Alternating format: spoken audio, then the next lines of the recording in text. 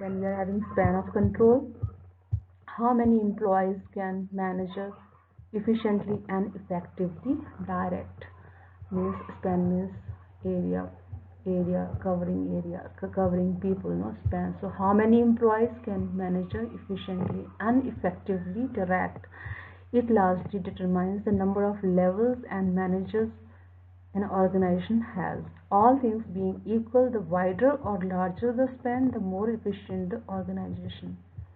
Wider or larger, all things being equal, the wider or larger the span, the more efficient the organization. How? So like one person is having four person is having 16 people under him, 16 people are having 64 people under, and 256 people are having 1024 head, and 1024 people are having 4096 subordinates. So this way you can see span of so it means everyone is having 4. If you see, it means like span is how many total? 4. And then here you are having 8. Span, how many people one person can have? 8. So this way you can see wider. This is kind of a wider, this is a narrow span of control, this is wider span of control. Okay, so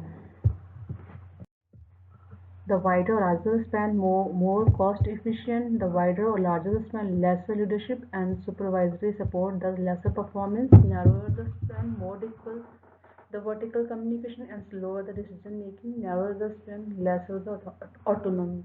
If you see, the wider as well as narrows are having what positive as well as negative impact.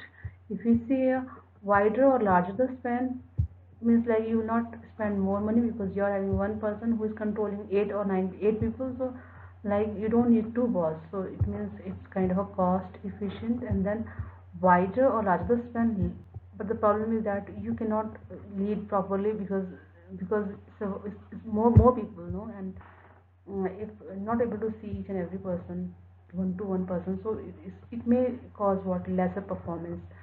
Then narrow the span, more difficult the vertical communication.